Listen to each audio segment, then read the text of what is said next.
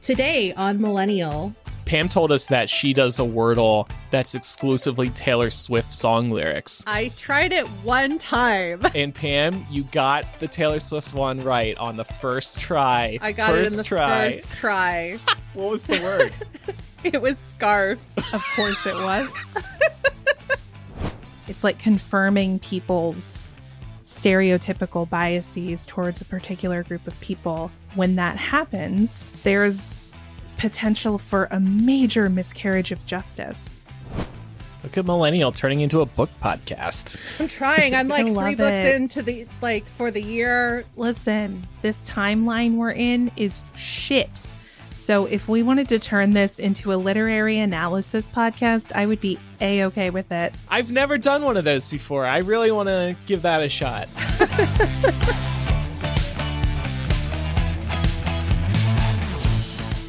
Welcome to Millennial, the home of fake adulting, but real talk. I'm Andrew. I'm Laura. And I'm Pamela. We're recording the first day of the month, so happy Black History Month and happy Lunar New Year. Well, after that nice intro, I have something to complain about because what would an intro to Millennial be without me complaining? So some of y'all remember I talked about how sort of in the absence of a return to normalcy with the continued spikes in COVID-19, particularly Omicron, I opted to start getting tested periodically at a drive-through pharmacy. I'm going once or twice a month just to effectively spot check myself because I have asthma and allergies. So this entire pandemic, these last 2 years, I've lived in a constant state of, is it allergies or is it COVID? I don't know. Relatable. So I've been doing that to try and stay on top of it. And I feel really bad for pharmacy employees because one, I know that they are just overburdened. They've got so many people coming for tests. Depending on where you are, testing availability may be scarce. You may have to book out really far in advance to get a test, which isn't very useful if you have symptoms right now. Right. But I will say, it seems like there's some inconsistent guidance happening because I've gone to the same pharmacy twice now and had two very different experiences. First time I went, and I'm not going to say the pharmacy because I don't want to get anyone in trouble. That's not what I'm here for. I rolled up and the pharmacy employee asked me, have you ever done the self-swab before? Because that's how these tests happen. They pass them out to you through the drive-through window. You swab yourself and you drop them in a box. And I said, oh yeah, I've done that before. And she was like, okay. And she handed me the bag and was like, just go park somewhere and do it. And then bring it back and drop it in the box. And I was like, okay, no problem. Did it totally fine. When I most recently went to get tested, I thought it was going to be the same deal. And so when the person handed me my testing kit, there's like a pileup of 3 to 4 cars behind me. And I had just sat behind a person who went through the whole process in the line. And so to me, I'm anxious about seeing this line of cars behind me. And I said to the person, you know, I've done this before. I can just go park and do it and then bring it back around and drop it in the box.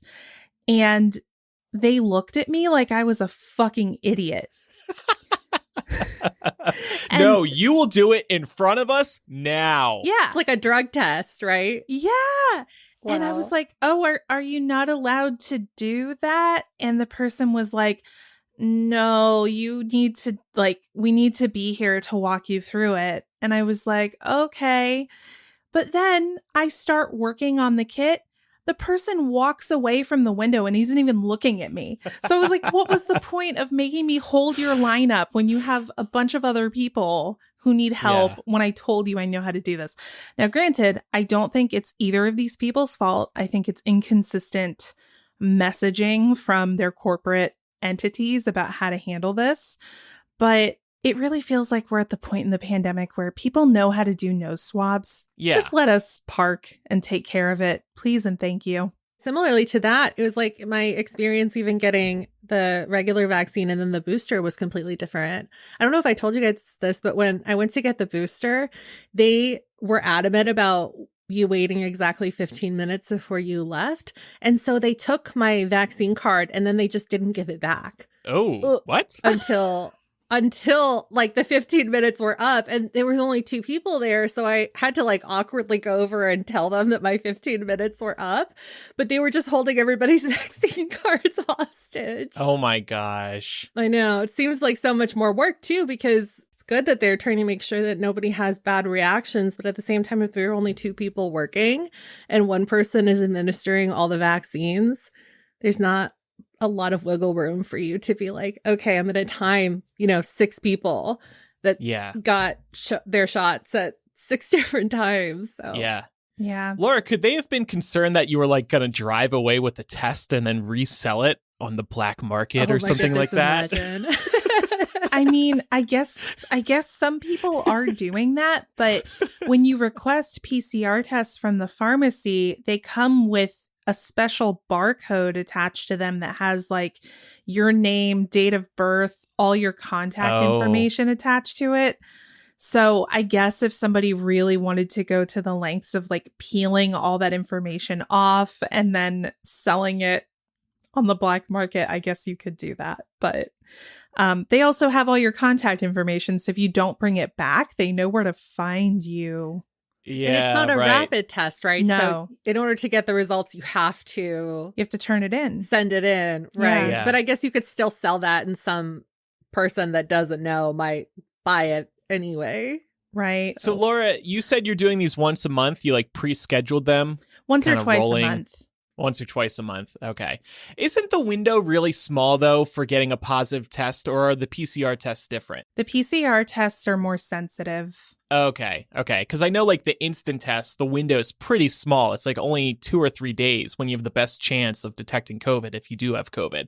So I was wondering if you were kind of wasting your time with that, if you might not even test positive in that small window. It might just be like, luck of the draw. My hope is that if I do end up getting it, that by testing once or twice a month, I may catch it. And by catching it, I can prevent myself from being around people and potentially exposing others. Also, insurance companies will pay for up to 8 of these a month. So Laura's a regular. Yeah, I mean, listen. Every Tuesday and Friday, catch her at Walgreens getting another test. I was going to say, do you go to the same place every time? Definitely the same branded pharmacy. Sometimes different locations. It would be really funny if you were like a local. Yeah. This one. You know what though? Specific location, and then they would just be like, "Oh my god, this bitch again." You should keep going to the same one to see if they make you out to be a regular. Like, if hey, like, Laura, welcome back. Exactly. Welcome back. I mean, maybe they'll have like a nickname for you and everything. So many people are getting tested, and so many people are popping positive nowadays that I have a feeling pharmacy employees are just feeling overwhelmed. They probably don't remember anyone they see. Well, I hope they start recognizing you and get to the point that they do trust you to drive forward and do the test yourself and then drop it off. They're like, it's the blue-haired bitch. She knows what she's doing. I'm a podcaster. I need these results. I don't want to get my mic infected with COVID. So it's been a pretty busy week, and we wanted to update everybody on a couple things that have been happening. First of all, we touched on the Neil Young Spotify situation last week, and now Neil Young's music has been officially pulled from Spotify. Remember, he issued that ultimatum. He said, it's either me or it's Joe. One of us is leaving. You decide, Spotify. And Spotify said, bye, Neil. We'll see you later. We're sticking with our $100 million investment. Meanwhile, Joni Mitchell actually pulled her music, too, for the same reasons that Neil Young did. And this protest is starting to affect me. Pam, I think it's affecting you, too. I love the song California by Joni Mitchell. It appears in a couple of my playlists, my Spotify playlists. Not anymore. Me too. Well, Blue in general as an album is like one of the best albums of all time, and California is on that album. But yeah, it really sucks when stuff like this happens. I know that there's like a greater issue here that's being addressed, but at the same time, it's really messing with my playlist, and that makes me really sad. This is like, back in the dark days when Taylor did not have her catalog on Spotify, and I had to like put some covers in to make sure that I got the vibe right, but it wasn't quite right because it didn't sound like her stuff. Yeah. It's really frustrating. Yeah. And then meanwhile, it's been hilarious to see the other streamers try to capitalize on these two leaving. Like, for example, on the homepage of Apple Music, they had big banners. Neil lives here. Joni lives here. As if they're Apple Music exclusives all of a sudden. They're not, but they've been really leaning into this. I know SiriusXM launched an entire Neil Young channel after he left Spotify. And they have to stay relevant somewhat. Who listens to Sirius XM radio anymore, really? Do you? Oh, shit. Yes, and in fact, this affected me because I love the Deep Tracks channel on Sirius XM. I got Sirius XM to begin with because I love Howard Stern, and they have a lot of great music channels. They replaced the Deep Tracks channel with a Neil Young channel, which I thought was fine for like 15 minutes of listening. Then I was like, well, I want other songs. I don't want only Neil. It might just be I'm sure they'll change it back at some point. They're not going to make enough money just with a Neil Young channel. Yeah, I think it is it's a gimmick, right? Time engagement. And speaking of pulling out, a Spotify exclusive podcaster, Brene Brown, said she was pausing recording new episodes of her Spotify podcast for the time being. So there was a lot of heat, and Spotify then announced over the weekend it would be attaching content advisories to any podcast episode that is discussing COVID.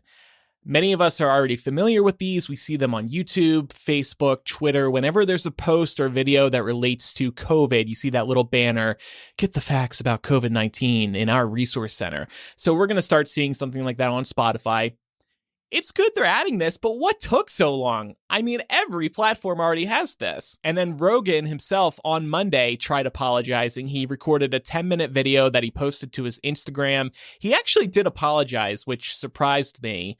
And he promised to start bringing on guests who would add a different perspective. He's had on a lot of discredited doctors and scientists, for example, who have been spreading a lot of misinformation. So he says he's going to try to be more balanced from now on. I'm actually shocked he did say sorry because that seems very unlike him. I wonder if Spotify was like, dude, you've got to help us out because we're getting a lot of shit thanks to you. Yeah, I think that has to be what happened, right?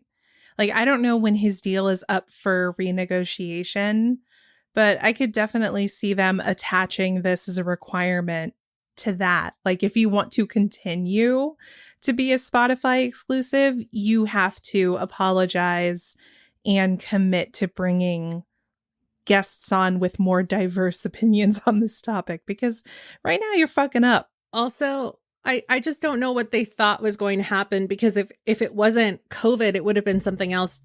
Rogan is just like really controversial. He's not in the news fairly regularly for some shitty take he had on his show. So a lot they of kind of knew what they were getting too, into, right? Including just last week, he had some batshit guest on. So yeah, I like that point. He's skating on thin ice now. He has to be really careful the next few months because Spotify cannot risk losing other artists. And some of them, I'm sure, are just waiting for another excuse to protest, just like Neil and Joni did.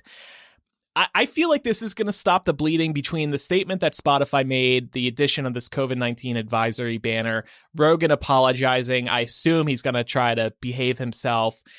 This might temporarily stop the bleeding. I don't see a big young artist leaving Spotify in the next few weeks. Too bad, because I would live for that drama. Oh, me too. I would be so excited. It would have to be somebody huge that doesn't really benefit from even being there. Mm-hmm. Do you know what I mean? Like, I think we discussed last week, like an Adele or a Taylor. Right. Somebody like that. An Ariana, a Harry Styles. Did you guys see this tweet from David Crosby of Crosby, Stills, and Nash yesterday? Yeah. If one of you can reach Taylor Swift, I want very badly to speak with her. That was the whole tweet. That's kind of amazing. So ominous. He probably wants to be like, Taylor, you gotta go. You will make a difference. Please leave. I'm too old for anybody to care. You have to be the one to do it. And look, we gotta admit, are any of us leaving Spotify? I'm thinking about it, actually. Really? Yeah. I love my playlist so much on Spotify. I know, but... And I love the themed, like, they do so much so well. And I'm so conflicted and so upset that, like, this might be the thing that really forces people's hands, which understandably so. I could make my playlist over again on Apple Music, but it would So it would here's cause me pain. what I have to say. I'm on a family plan with my parents and Mark and my brother. And we were chatting. We have a whole family text chat. We were chatting in the group and we were talking about the Spotify thing. And my dad was like, okay, what about us? Are we leaving? And I was like, gosh, like I have not explored any of the other music streamers in so long because Spotify has been so good. And my mom recommended Pandora. And my first thought was, Pandora?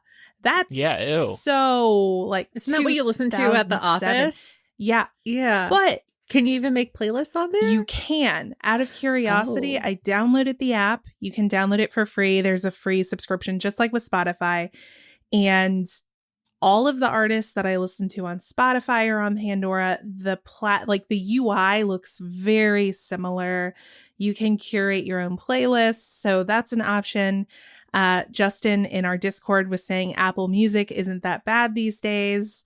So that could be worth considering. I remember when Apple Music came out, y'all, it was a hot mess. And I was like, nope, never. But apparently it's gotten better. So I am exploring other options. I also unfortunately listen to some Spotify exclusive, produced Spotify like Joe produced Rogan podcasts. Yeah, you listen to Joe Rogan. I really like the show Dissect, and they have some offshoot. It's a music theory show. Okay. But I'm sure that at this point they probably let them stream other places because it's more money and more exposure. But still, maybe Joe Rogan, you can only find him there. It's also going to be interesting to see how Apple and Spotify, etc., select future exclusive podcasts.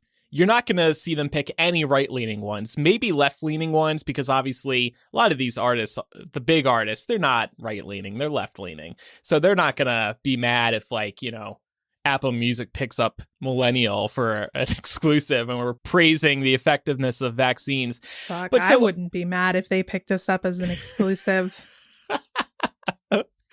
So Apple's been dangling a free Apple Music trial in front of me recently, so I decided to take them up on it, and I've been trying to use it the past few days because I thought maybe I would leave too. I truly don't know what I'm looking at when I look at Apple Music. I don't get it. It looks like a store to me. It doesn't seem personalized at all. Now, I just started using it, but it's just, Spotify just throws in your face, hey, look at everything we made for you. Look at all this. And there's so many custom options just for you. That's what I like. When I look at this, again, I feel lost in Apple Music. And I'm tech savvy. I'm down with the kids. I'm not chuggy. I feel this way also about iTunes ever since they revamped iTunes. I cannot figure out how, this is me definitely sounding like an old person. I can't figure out how to find my own shit half the time on iTunes. Because a lot of it does feel like an advertisement for Apple Music, Yeah. So yeah. I don't know. I'm going to keep trying, y'all, because my trial still has a few weeks. But man, I just feel at home at Spotify. And I know this is what happens when you try something new. It can be hard to understand at first. But Spotify objectively has more and better features and better recommendations. Period. Yeah. Maybe the algorithm I get it. fixes itself on Apple Music. I think I might have, I think we have a family plan. Maybe I should try it out too. Oh, something I will say that I'll add to this conversation and then I'm done. For a brief period last week, Spotify had to shut down its live chat support because people were coming in real hot on the technical support staff. And I gotta say, guys, these are people who are like tier 1 and tier 2 technical support. Please don't go in and start cussing them out over Joe Rogan. They just work there. Okay. Yeah. They have no control over this. Please be kind to service industry employees. Don't be a jackass. Don't be Joe Rogan. Not their fault. That's some shit he would do. Maybe my geek out for Patreon soon will be me just walking through why I love Spotify so much, because I really do adore it. I would watch that. I too am a Spotify fangirl. So. And then the next thing we know, Andrew is going to be appearing on Joe Rogan's show on Spotify, exclusive.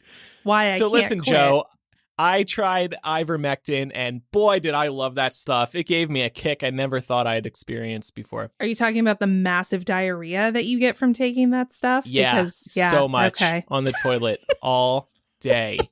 Oh, and some people might be asking, well, Millennial, shouldn't you take a stand and take the podcast off Spotify in retaliation? And that's a nice thought, but we are too desperate for downloads, so we will not be leaving Spotify. I'm sorry, but thank you. I figured that was going to be your take. As is all podcasts, by the way, all podcasts are desperate for downloads. We can't leave Spotify. There's too many people using Spotify. But we can say, hey, Spotify, do better. I think that really where this particular battle is going to be won is through people voting with their wallets. Mm-hmm. Small podcasts like us, smaller artists leaving the platform are not going to make a dent in Spotify's decision of whether or not to continue featuring Joe Rogan. But what will influence their decision is the number of high-profile artists who depart, as well as the number of paying subscribers who cancel their plans. Yeah. That's where the most impact is. I agree. And again, shame on you, Spotify. You knew what you were getting into with Joe Rogan. Little other developments. Wordle, we spoke about this a couple weeks ago. It has been sold to the New York Times for 7 figures, somewhere in the 7-figure range. It will initially continue to be free, at least during the transition. And then at some point, the New York Times is going to put that behind a paywall. The reason I bring this up is because everybody loved Wordle because it's so wholesome. It harkens back to the early days of the internet. You go to powerlanguage.co.uk/Wordle. It's not Wordle.com. It's just some dude's site. And he made a tool. He made a game for his partner. And then you complete the puzzle and you're like, oh, I did it. You hit the share button. It copies your results. You paste it onto Twitter. The tweet's not hitting you over the head with a link to go and play yourself. It's just like, here's my results, take it or leave it. And that's why it went viral. It wasn't bashing you over the head with promo, and it's like a little code, I think I said on the show a few weeks ago. Now it's going to the New York Times. It's going to lose that appeal. The New York Times is going to make you pay for it. There might be a link in the tweet that we all share. If the New York Times does this right, it has to act exactly like it does now. And be free forever, but it won't be free forever. And I know, Pam, you asked a very good question a few weeks ago. How long will this last? We said March, I think, and I still stand by that, but I didn't think it would be because it would get acquired. I'm happy for the creator, but this is the end of Wordle. I also did not anticipate that it would perhaps die because of an acquisition. So I guess we'll see how things go. I mean, I would assume that if the New York Times was smart, they would just redirect his website over to the New York Times, right? So that everybody that has it bookmarked or something still feels like they're going to the original website. Funnily enough, Laura played her first Wordle game the day it got acquired. Yeah. And she texted us too. You did so good. It's my fault. Yeah, you were the straw that broke the camel's back. The New York Times was like, wow, you know what's a hit when Laura's playing it. We're buying this. Well, they're probably mad at me because I went through that workflow where you can act like you're going to cancel your subscription.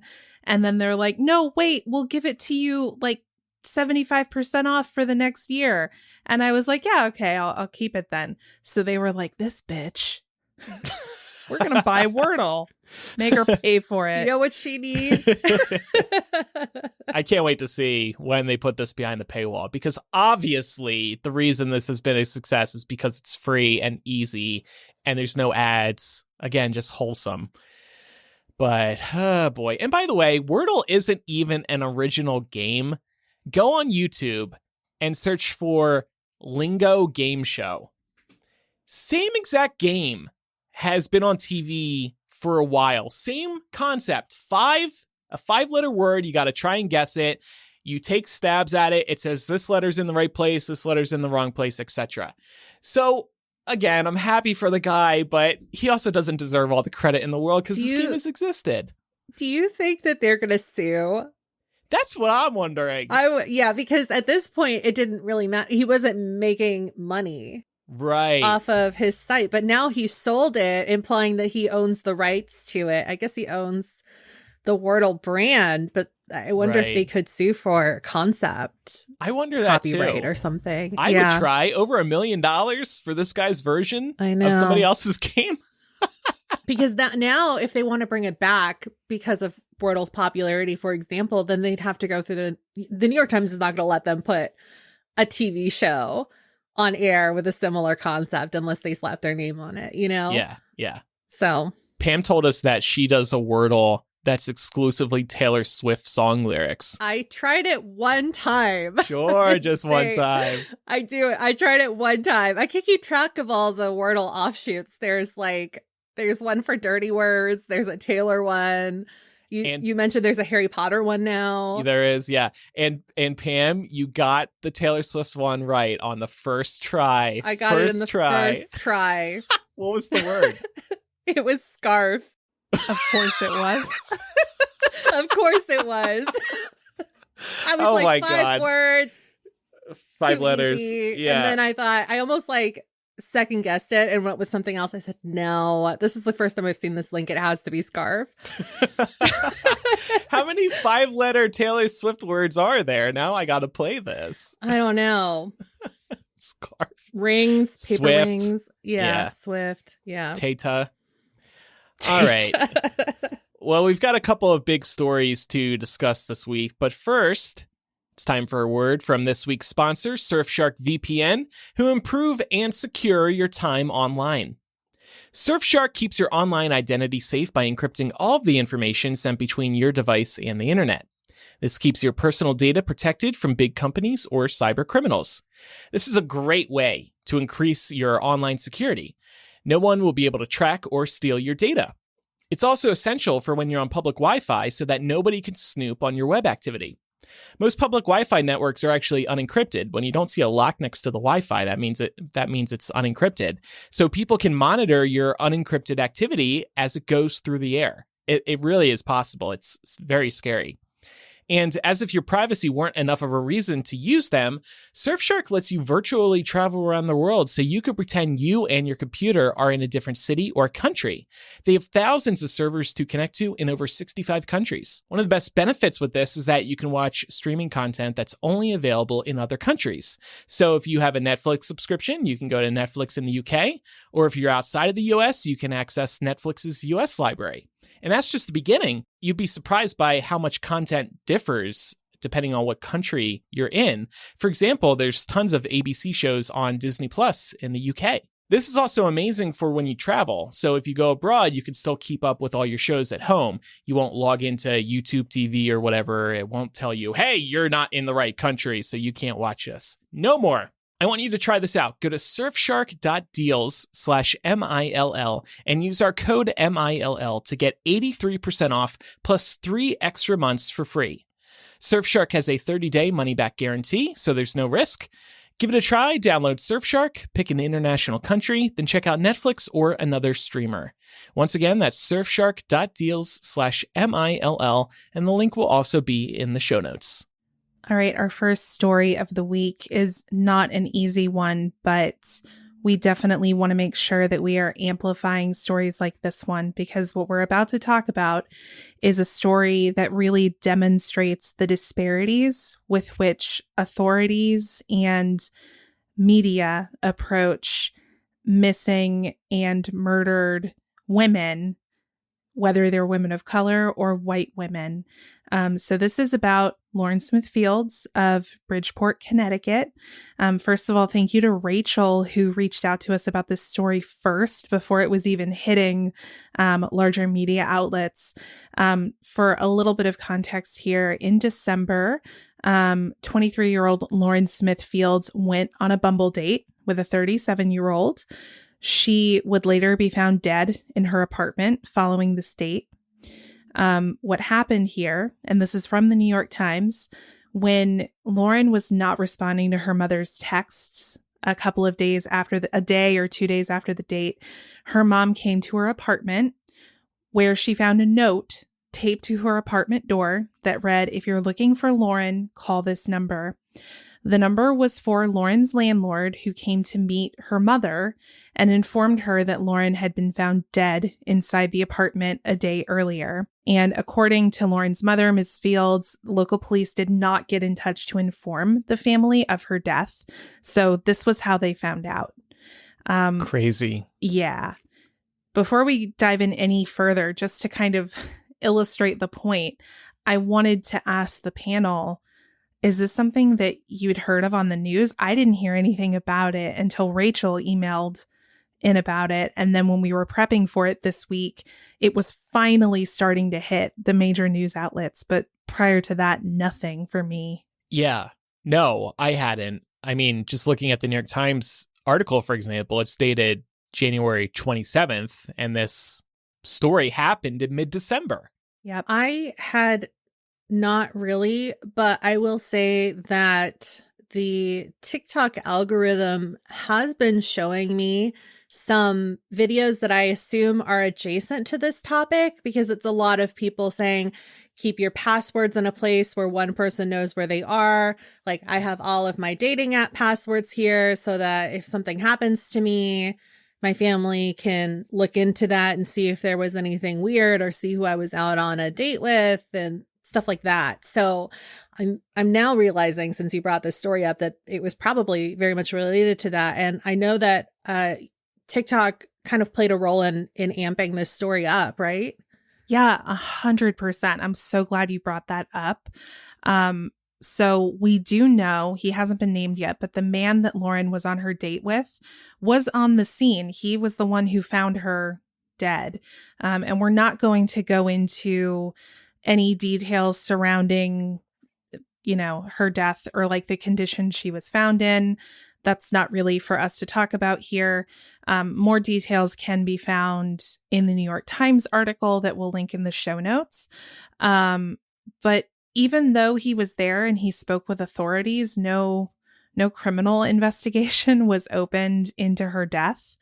And certainly while he began complying later on, as this case picked up steam in the very beginning, he was not really being looked into as heavily as you might think.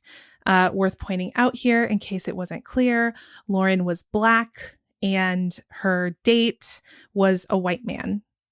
And Lauren's mom actually said, when she was speaking to the lead officer on the case at the time, that he told her that Lauren had been on a date and that they had spoken with him, but not to worry about it because he was, quote, a really nice guy. That is so messed up. Yeah. Oh, I really got along with him when I was interviewing him about this murder. Well, and Talk and about to be clear, privilege, we don't know that it was a murder. We don't know Yeah. that. But the fact that it was treated like an accident, which is where this story is going, is appalling. Because if you think about, if the tables had been turned, if a young white woman had been on a date, a Bumble date with an older Black man, and he had been in her apartment and she was dead the next morning, what do we think would have happened? Right. Also, just the parents not even being informed, clearly involved enough to know where their daughter was living. I don't understand why nobody got in contact with them. That's awful. Yeah. Also, if this guy was such a nice guy, I mean, not to like point any fingers, wouldn't he have tried to make sure that her parents knew? Yeah. You would think. Right. That's like basic human decency, right? I've never heard of a situation where there's a homicide and the next of kin is not informed. Like, that is really just Quickly. blowing my mind. It just feels Yeah. like a huge oversight, honestly. Yeah. I mean, it just shows this family and this case was treated with a lack of priority and a lack of urgency. And it's really difficult to believe that a white family would have been treated the same way. And also, even the landlord maybe should be taking some of the blame, because I feel like when you apply Leaving a for an note? apartment, leaving a note. Normally, when you apply for an apartment, and you fill out your application, I think you also need to include an emergency contact. Maybe not all the time. It's not the landlord's job to tell somebody's family that their son or daughter was found dead. Right. I mean, it's very impersonal. I'm not saying it's not, but I also just feel like that's not that person's job. Right. But the landlord put that letter on the door, the note on the door, right? Yeah. If you're looking for her, call. The landlord should have been more proactive if they saw that the cops weren't helping. Right. I mean, certainly she had a phone with contacts in it. Somebody could have been called, right? 100%. I've definitely found phones. Like back when I was working at the coffee shop, people would leave phones all the time. You can bet that we did the most to try and get those phones back to people. Right. Just calling the last person that they had contact with. It's so easy to do. Well, in the weeks following this case, which again, Lauren died in December. In the weeks after that, up until very recently in January, the Fields family was not getting very many updates from authorities. A criminal investigation had not been opened.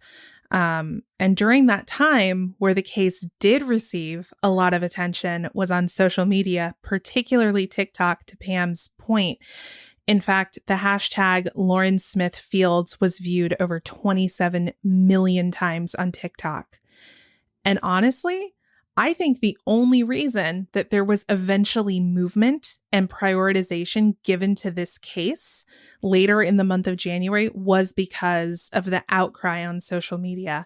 If that hadn't happened, I think this would have continued going cold. 100%. After a lot of the outcry on social media, the mayor of Bridgeport, Joseph Ganim, spoke about the case on what would have been Lauren's 24th birthday, which her family and friends commemorated with a march to the mayor's office.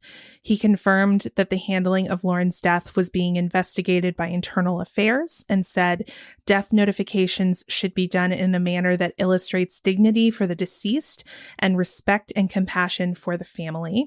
Only last Monday, just to show how slow this has been moving, following her cause of death being listed as an overdose of fentanyl mixed with prescription drugs and alcohol, only after that was a criminal investigation opened into Lauren's death. The family's lawyer believes the criminal investigation should have been opened immediately. He said, "We thought from the beginning there was foul play here." And yes, a criminal investigation should have been opened immediately when a perfectly healthy person dies under suspicious circumstances. You should open a criminal investigation. That seems also, like a lot of the evidence is probably already gone because when a homicide is listed, nobody can touch anything in that place. And that's the messed up thing, is because a criminal investigation wasn't opened. Her family did go into the apartment and collect some of her things, which means that if there was any critical evidence there, it could be tainted. But we won't know more about those details until the investigation develops further.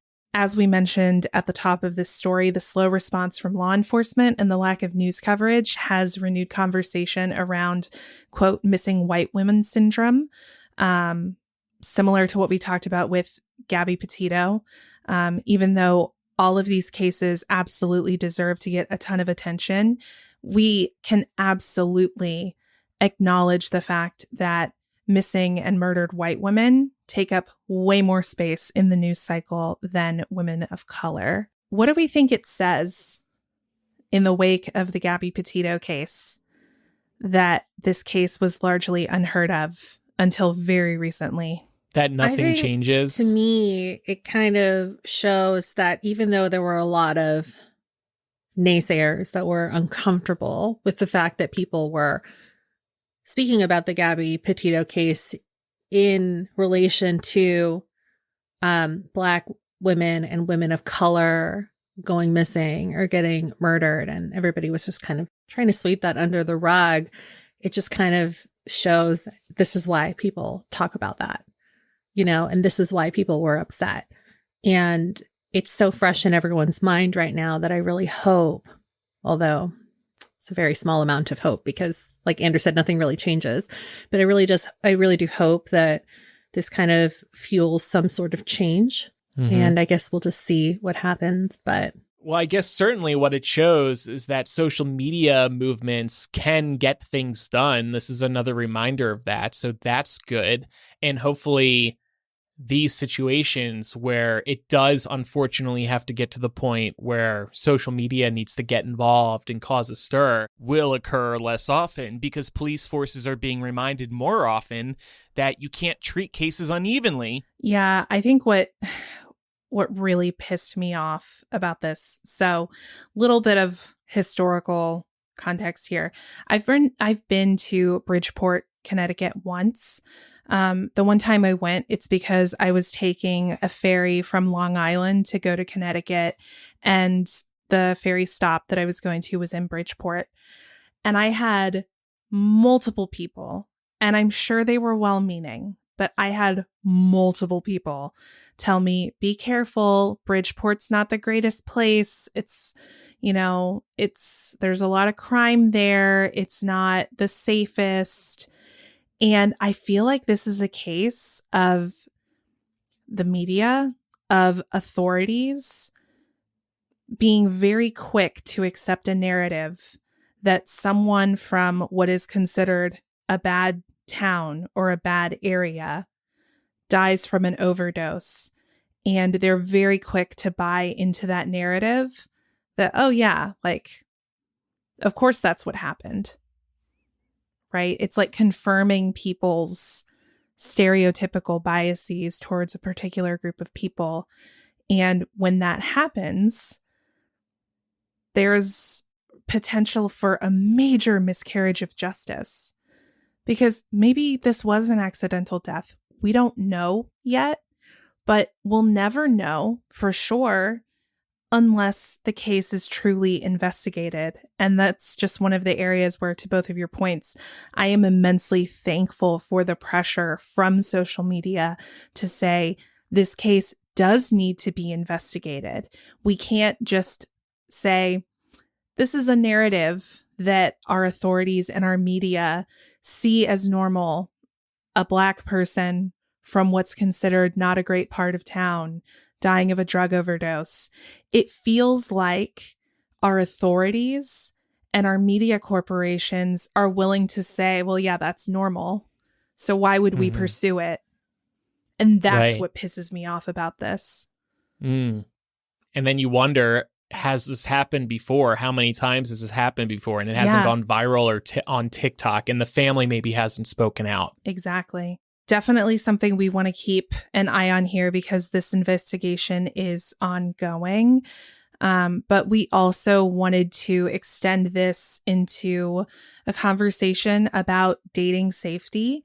Obviously, nobody deserves bad consequences that can come from not thinking about every potential bad outcome that could come of going on a blind date or going on a date that comes through the internet.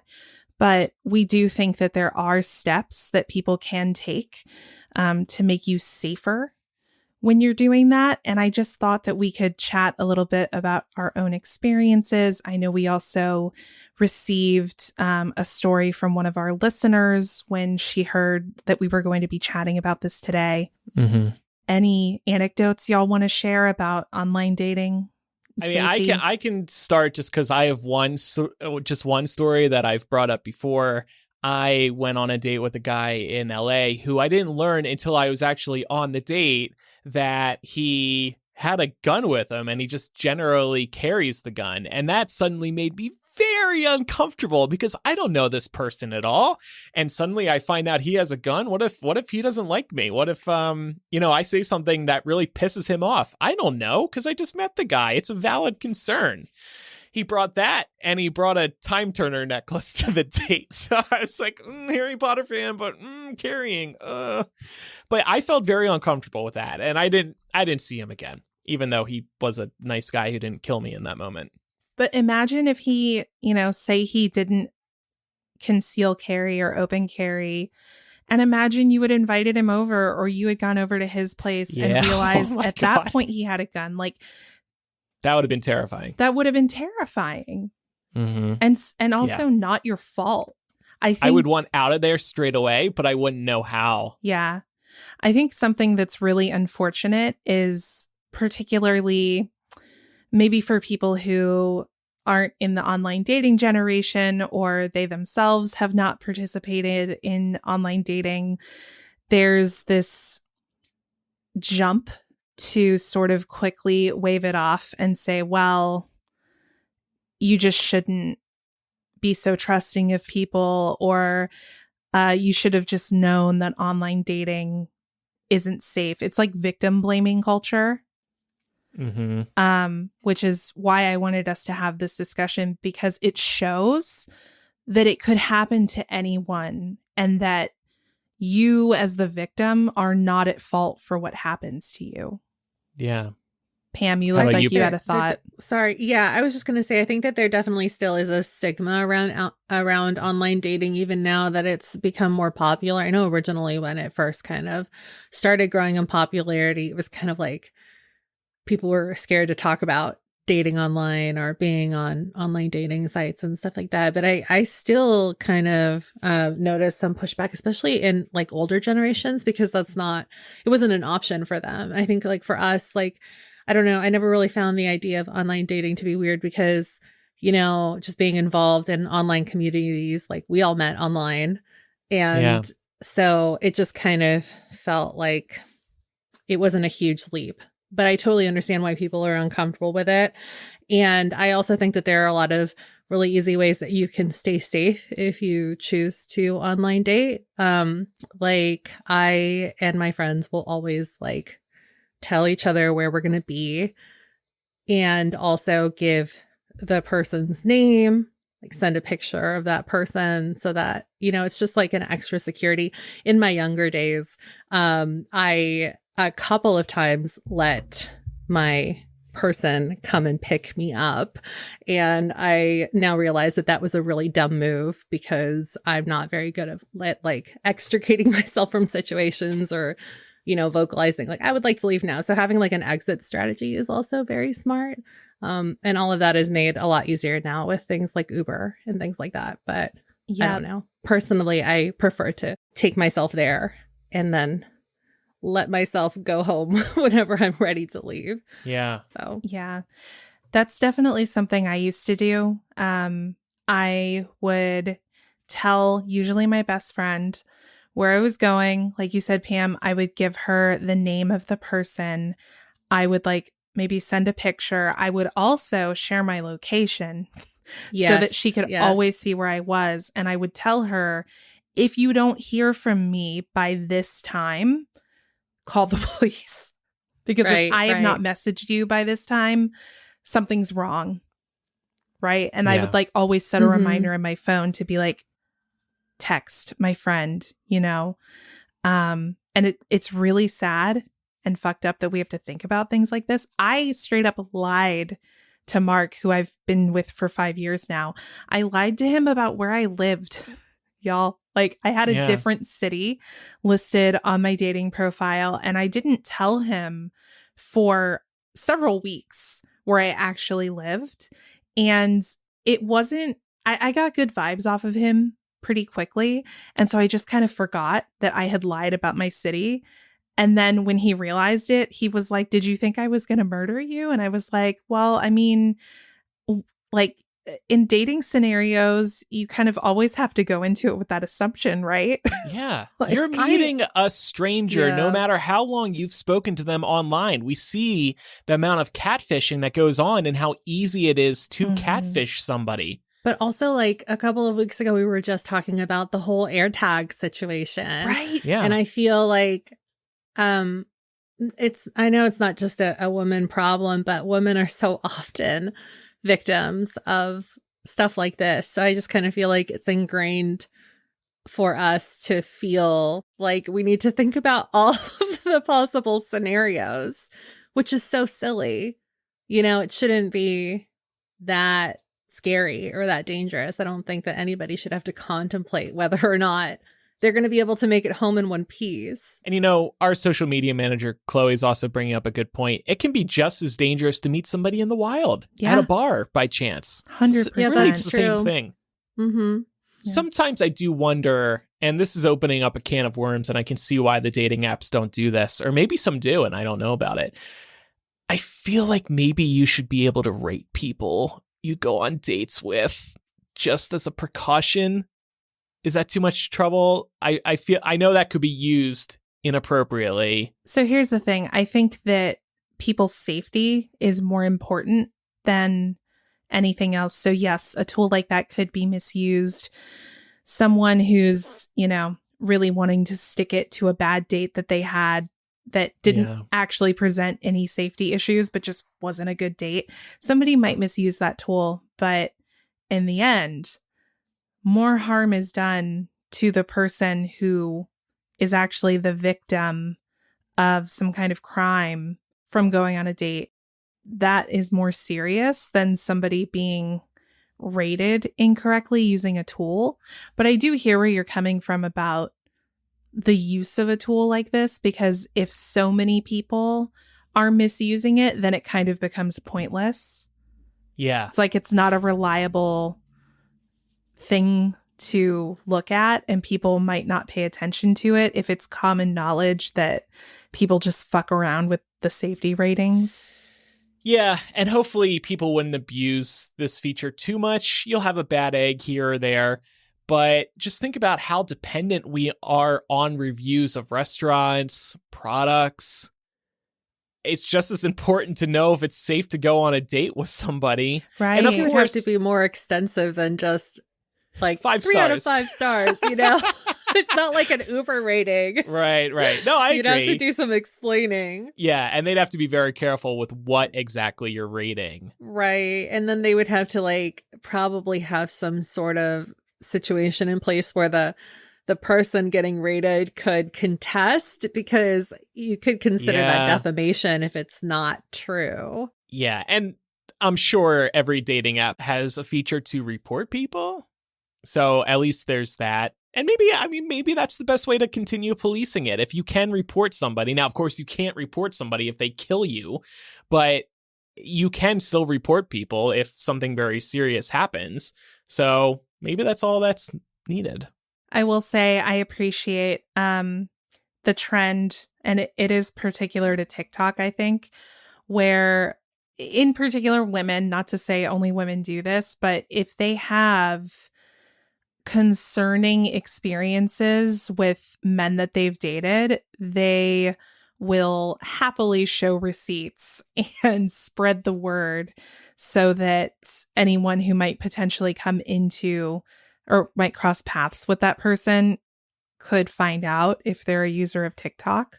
So I do think that in some ways, social media, some users do try to alert others to the news, but you have to be careful with that too, because if you had a concerning date that was borderline criminal, if you were assaulted, if something nefarious happened to you and you go and report it, it's going to be pretty obvious to the person who you are, because they're going to remember the scenario. So if the dating app gets in touch, or if you see the rating and you got rated badly because you behaved badly, it's not going to be a secret to know who rated you badly, I would think. Yeah.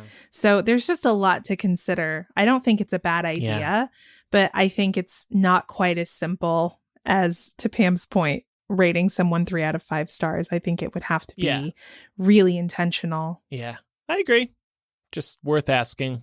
Yeah, no, I think so too. But I would just wrap this by saying we definitely want to see justice for Lauren Smith Fields. And we here at the show are going to be keeping an eye on any future developments in this story and updating y'all as soon as they're available.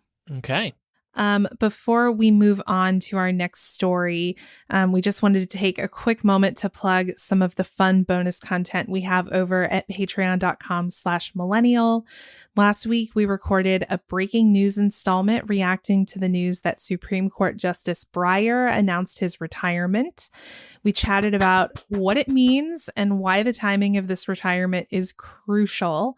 The breaking news benefit is one of the perks offered at the $10 supporter tier on Patreon, and we also offer other benefits like After Dark, Palace Intrigue, and the Millennial Variety Show at the $5 level. We are so thankful to all of you who pledge your support of the show over at patreon.com/millennial. It is the support that keeps this show going. Check it out today. Well, and speaking of online creators, what a perfect transition. I didn't even think of that.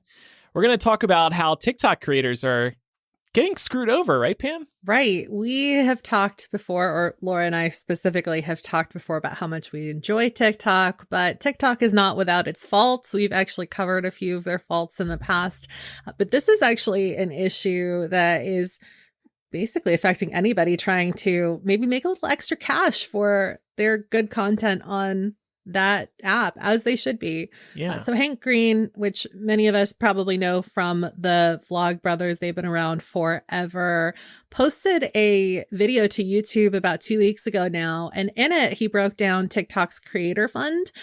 This was established back in 2020, so it's a couple years old now. And through this, they pay out about $200 million to US-based creators each year, which averages out to about $550,000 per day. Now, this seems like a lot of money on paper, but as Hank goes on to explain, TikTok hasn't upped its creator fund to reflect the growth that it's had. And obviously, it's had major growth since 2020. So despite the fact that the company is growing in popularity, it's making more money than ever. There are more and more people in a position to sign up for their creator fund and start seeing some revenue from the content that they're making. TikTok is still just divvying out this $200 million annually across just creators in the United States, because some countries don't have this set up yet. So the TLDR here, in a nutshell, what this means is that the more people who sign up, the less money there is to go around. The other thing that kind of makes this a little frustrating is that TikTok hasn't been transparent about the metrics it uses to decide how they choose to pay this out across all creators that have signed up for their creator fund. So in the video, which you can check out over on YouTube, we have a link to it in the show notes as well, if you're interested in checking it out. Hank Green theorizes that it's perhaps based on watch time generated by all creators that are enrolled and then split up accordingly based on who gets the most watch time and so on and so forth. And I guess that's a good theory because I know the TikTok algorithm is partly influenced by how long you as a user are spending watching each TikTok. And then the other problem with the creator fund is that if they simply increase the size of this stagnant pool, as Hank Green puts it, that doesn't really solve the problem either because it doesn't account for growth tomorrow. So let's say on Thursday, they say, hey, we're going to double this creator fund. Okay, great. But what about a week from now when there's another 100,000 people watching these videos that weren't the week before? It's just TikTok is continuing to grow. It will continue to grow. And like you said, Pam, creators are getting less and less money because the pool isn't growing while there are more people watching videos and more creators. It really seems like a lot of creators are having to, at least in part, rely on paid sponsorships. I see a lot of creators that I really like and have followed for well over a year now posting a lot of sponsored content. Like they'll start out their video and it'll seem like one of their regular videos, and then it pivots to almost like a native advertising type vibe instead of just being original content. And then you get annoyed because you might feel like you were played. Right, because I'm like, how many times do I need to see footage of the infinity hoop on TikTok? What is the infinity hoop? Is it a hula hoop? It's a smart hula hoop. Oh, Yeah. Count So so many count how times. many yeah. times. And yes, okay. Like I a skip bought it, one, but for your okay? waist. Okay. You bought one? I Why bought did you buy one. one? I worked on you, that native advertising. It did, but also it's cheap. And I was like, I can hula hoop and just like hang out and listen to music or watch TV. That's pretty cool. Wait, what? I mean, why though? Why? Because it's a good exercise. cardio workout. Okay. Yeah. Okay. But it's like, how many times do I need to see this in my feed?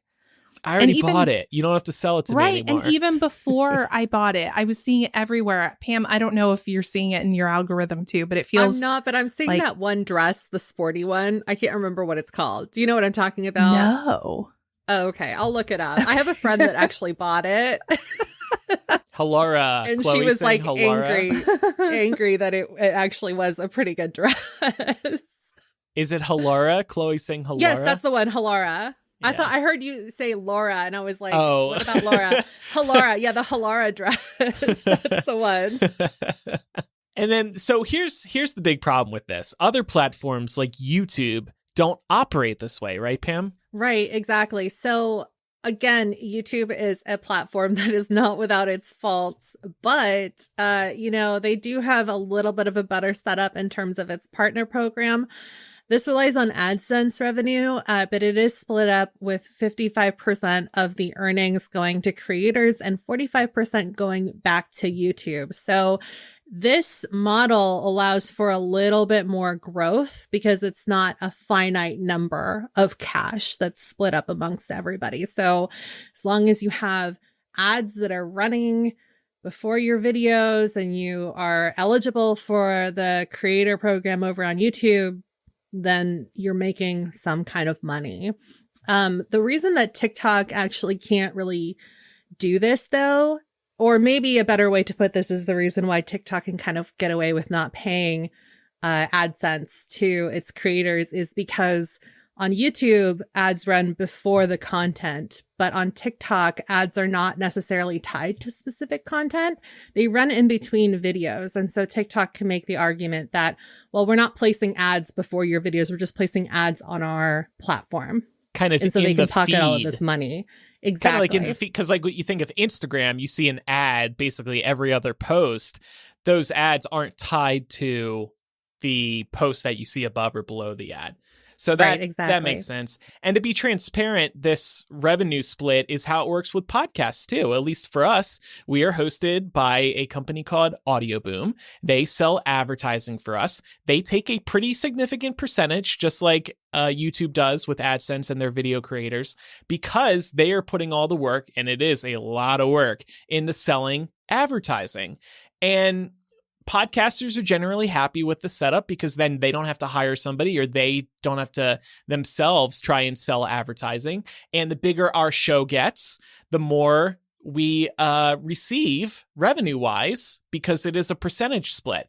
I would be so pissed. I can't imagine being if the creator fund was how it worked for podcasts, because as we all know, just like TikTok, podcasts have grown and grown, and we would be seeing less and less money. That would be outrageous.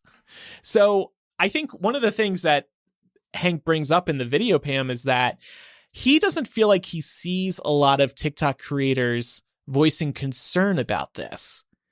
And I was wondering, do you two see creators concerned about the creator fund?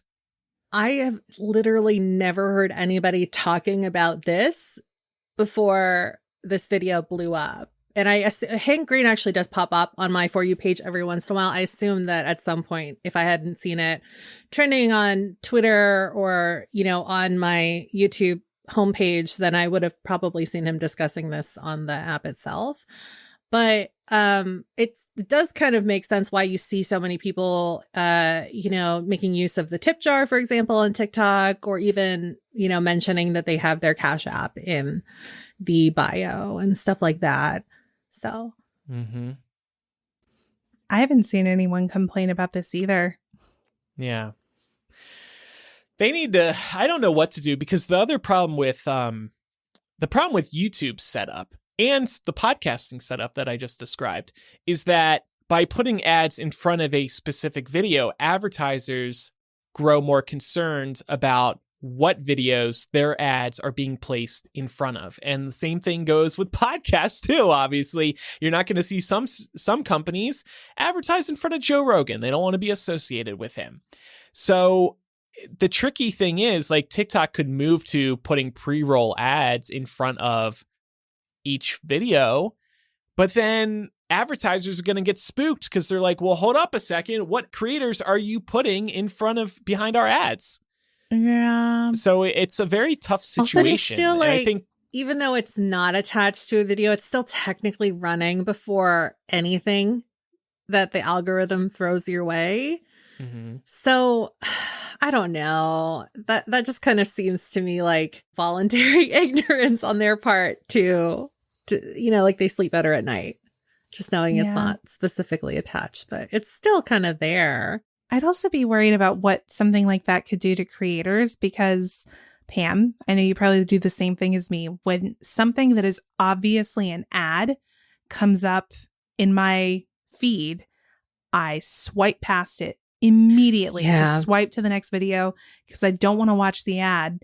And if you're tacking an ad onto someone's video, you would run the risk that people would say, oh, this is an ad, I'm going to skip it, when actually there may be content by one of your favorite creators attached to that ad that you just didn't see. The ads are also getting way more sophisticated. Yeah. Sometimes I think it's a TikTok and it's an ad, and I always just feel the most betrayed because I thought I was signing up for something great, and then I see the little sponsored tag on it, and it just really sucks.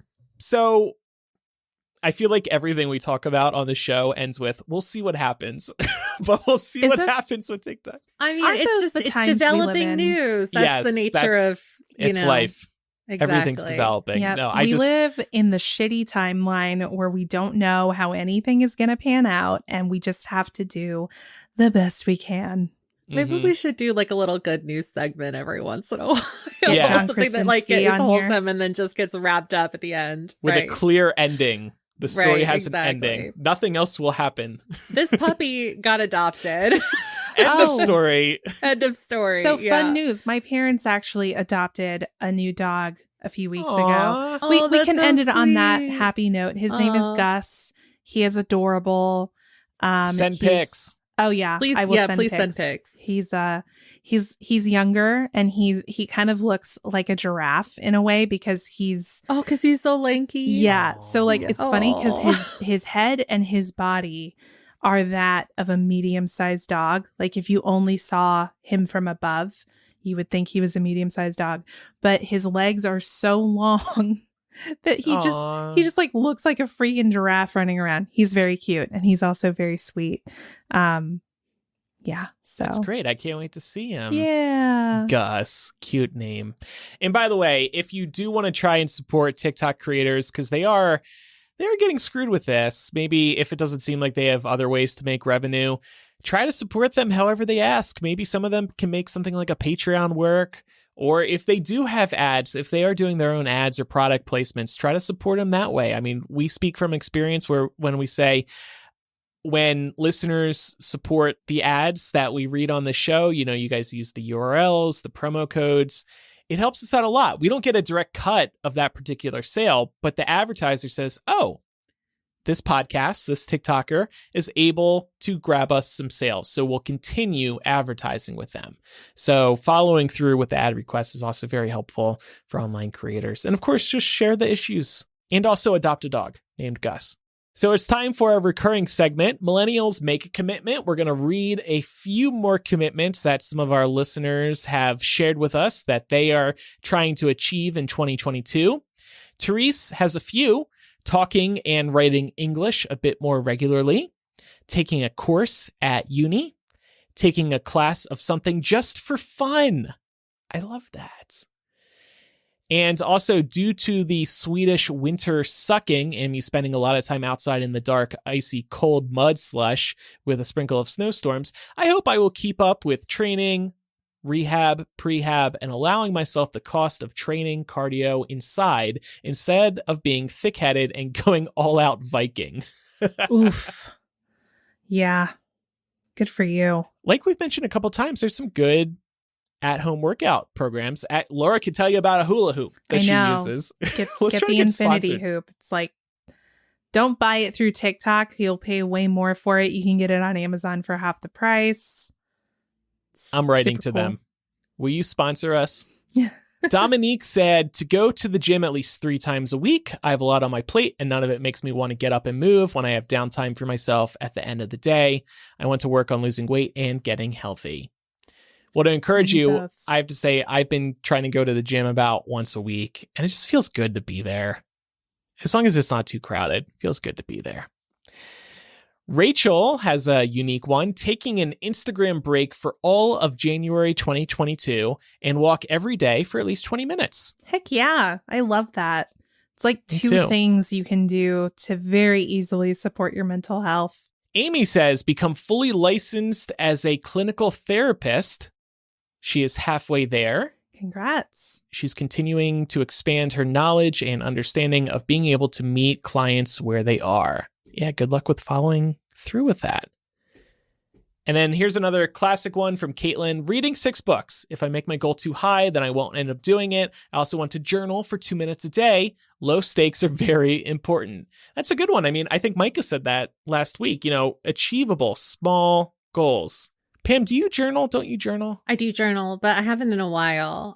Not regularly, Mm-hmm. but it does help. Sometimes I don't know. It's kind of cathartic to get things down on pen and paper. Yeah. Yeah. Even more so Agreed. if like your hand starts to cramp a little bit because you're just like, I'm going to like work through this page so I can get all my frustration out. It's great. Yeah. Well, it's like this is sort of similar. Sometimes I want to angry tweet something. Oh, my drafts are a mess. Right. Me Just too. typing the tweet out helps. Oh my There's gosh. some gold in there, but nobody needs to see it. It just Right. makes me laugh every time I go into my Twitter draft. So, the county in which I went to public school growing up here in Georgia, Forsyth County Schools, they just announced a list of books that they're going to be banning from the school libraries because of sexually explicit content. And I was so pissed about it that I almost tweeted at them. It's still in my draft, so I might still do it. I almost tweeted like, thanks for the reading list, assholes. I'm going to commit to reading all the books you put on your banned book list. I am going to do that. May not I tweet do- it though. I kind of want to talk about banned books because Yeah, there have I been was some thinking banned about books. doing that this next week, actually. Okay. So maybe we should do that. Yeah, I'd be down. It's Mhm. happening all over the country, y'all. I know. Okay, so what is coming up in After Dark today? We're going to talk about HBO's Euphoria and about why Dare. Do we all remember the Dare program? Oh, yes. I in had a grade shirt. school? Yeah. Why Dare's got a bone to pick with Euphoria. So stay tuned for that. And it should be a fun discussion. And that'll be available at patreon.com/millennial. We record this bonus content for listeners every week as a thank you for supporting us on our Patreon. Like Laura said earlier, we couldn't do this without you. We need your support. So thank you very much. And now it's time for some recommendations to wrap up the show. I've used this forever, and I don't know if a lot of other people do. If they have an Echo, I won't say the command word, that certain Amazon smart device. These smart devices have this feature called a flash briefing. And within the app, you can build a flash briefing, which is sort of like a queue of content for it to play every time you request this flash briefing. So I have it give me the latest NPR, the latest local news headlines, the weather, and a tech news report. And these get dynamically updated throughout the day because these creators like NPR, these media outlets like NPR, your local news, and all the local news stations do them for the Amazon devices, CNET, et cetera, they're updating these throughout the day. So while I'm making breakfast in the morning, I say, hey, Amazon device, give me my flash briefing. And then it just shoots through everything. It's like 7 to 10 minutes total. It's just enough time. And then I'm listening to NPR while making breakfast and getting other updates about what happened overnight. So check out that flash briefing feature. It's a great one, especially if you're trying to get away from the Spotify Your Daily Drive playlist, if you're leaving Spotify. Traitor. Well, speaking of Echo, I'm copying Pam this week. I think, Pam, you recommended this either last week or the week before. Based on your recommendation and also several recommendations from listeners over at MuggleCast, I have picked up A Court of Thorns and Roses, and I set a very low goal for myself of only reading like 1 or 2 chapters a day. I got the book on Sunday, and it's probably going to be finished in the next couple of days because I can't put it down. It's so freaking good. It's dark and fantastical and sexy and just a great story. So if you're looking for a book that's just super easy to fall into, this is the book for you. Get your 2022 reading goals started out right, y'all. Wow. I'm glad you got hooked. Mm-hmm. I had actually not officially recommended A Court of Thorns and Roses yet, but I'm glad that you brought this up because I have now finished it. And so I can also throw my weight behind your recommendation officially. And I also, honestly, like I was hooked within the first maybe 50 pages, a little bit less. If you actually put, I have a Palace Intrigue up on the Patreon as well, where I just like showed a little text exchange between me and my best friend. She was the one that told me to read it. And yeah, it was really easy. I read it in like 2 days. So I have not picked up A Court of Mist and Furies, which is the second one yet, but this works out really well because now Laura and I can buddy read that together. Aww. And that should I'm be really fun. excited. We're going to have a little mini book club. Yeah. That's so sweet. Love it. I want to make another preemptive rec. There's a book coming out on February 8th called Finding Her Edge. And I read another book by this author before. They do a lot of like sports YA books. So the one I read was actually called Break the Fall, and it's centered on an Olympic gymnast team.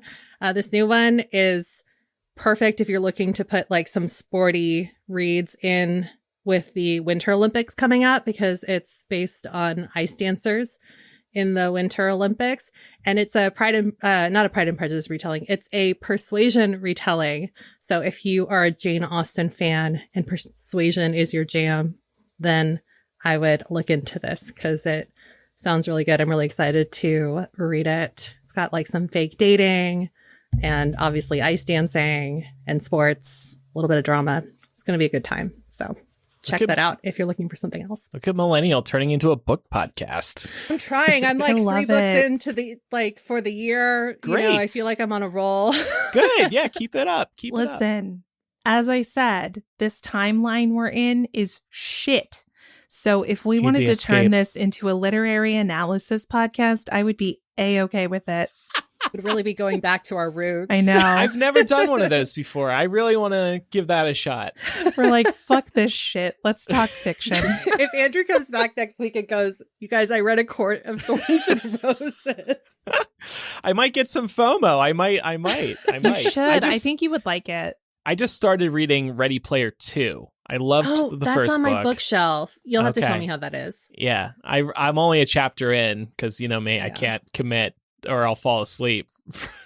But yeah, interesting premise to kick things off. So I'm intrigued. I'll continue.